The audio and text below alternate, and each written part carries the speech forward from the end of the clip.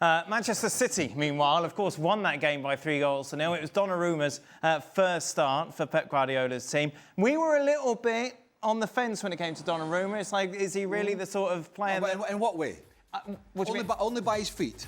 By his feet. I think we were looking at Manchester City and we were thinking, is a new goalkeeper really the priority? You were like, well, James Trafford, you know, he played well against Brighton. Yes, he had such an opening game. Yeah, but so I think that was why the conversation... I think the worry was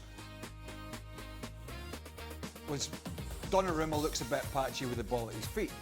Look, there is no... James Trafford's a good goalkeeper, but you have, between Thibaut Courtois and Donnarumma, and maybe there's one or two more, you can argue about who's the best goalkeeper in the world. So when you have that opportunity, as bad as it is for a young keeper who's gone back to your club after his time at Burley and has had a difficult start to the season, but he's a good goalkeeper, as much as that comes into it, you have the opportunity to buy one of the best. And the thing was, before I got interrupted,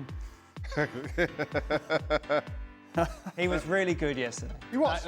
And you could just see him control everything. Well, the one thing you say about Donnarumma is he's a presence. Yeah, that's the word. Has a presence. Yeah. Which Manchester City need. And comes down to the question of, again, managers kind of changing their philosophies and adapting to what's needed, who you have available to you. That hasn't changed, but that doesn't mean that Donnarumma comes in and all of a sudden thinks he's Edison and is making cheeky little outside-of-the-foot right passes to defenders. He does what he's good at and then let the others kind of fill in those blanks in terms of how you pass and how you break teams down.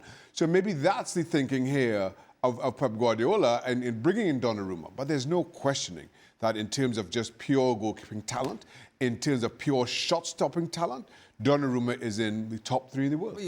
I'm sure City fans don't care if 9 times out of 10 he lumps it up the field. Yeah, he can lump it up. And his manager may moan, but he'll say, well, drop me.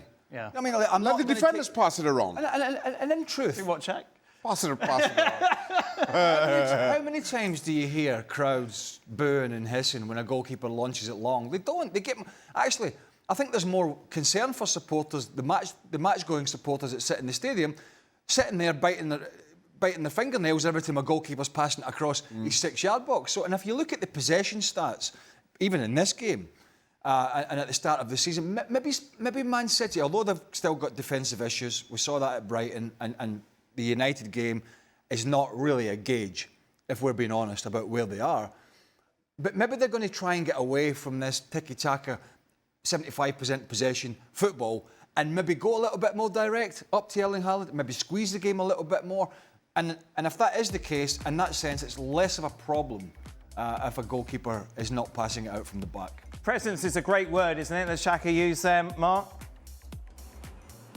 For Donnarumma, absolutely. And I think one thing that we haven't really discussed about Pep's decision to sign him is that I just think Pep has realised the game's changing. I mean, Thomas Tuchel made the point last week, didn't he, by saying that long throws and long balls are back, crosses are back. And it's become a much more direct game in the last 12 to 18 months. And I think Guardiola's realised that you need a goalkeeper who can handle that. I mean, every corner we've seen this season, no matter which game you're watching, it's a wrestling match in the penalty area. I mean, we've seen Man United's shortcomings in that area. And Donnarumma comes in at, 7'10" or whatever he is, and he can handle it, can't he? He can deal with people that are pushing him around, shoving him around. He's got the presence to deal with that and to make it a calmer situation for City. So if that's what Pep has seen, it's obviously been, he's spotted the trend in football right now. So Donnarumma has certainly answered that one for City, and they have come more direct. I was watching the game yesterday, and I noticed how a lot more balls, further forward, straight quickly from the fullbacks. And Kuzinov, who I think we've all kind of mocked at times, considering how poor he's been, he looks to have gained about 2 stone in muscle in the last 6 months. So he's obviously been built up. And again, it's the physical side and the physical strength of Man City, which is a change from certainly the early years of Pep Guardiola when they were all kind of small ball players. He's definitely evolved the team to be a much more physical presence, and you've got the ultimate example of that in Erling Haaland up front. It's quite a simple conundrum, isn't it, really? And it's unfortunate for Trafford, but every manager tries to bring a player in a certain position with a goalkeeper up front, midfield, fullback that is going to be better than the one before. He's going to make the team better. And there is absolutely not a question on the planet that Donnarumma makes Manchester City a better side. Let's just remind you how things then look at the top of the Premier League. After 4 matches, Liverpool sitting at the top, 100% record, of course. That win for Manchester City moves them up to 8th. For a lot more on this, be sure to check out the latest edition of the Gab and Jules podcast, which is available to listen to now.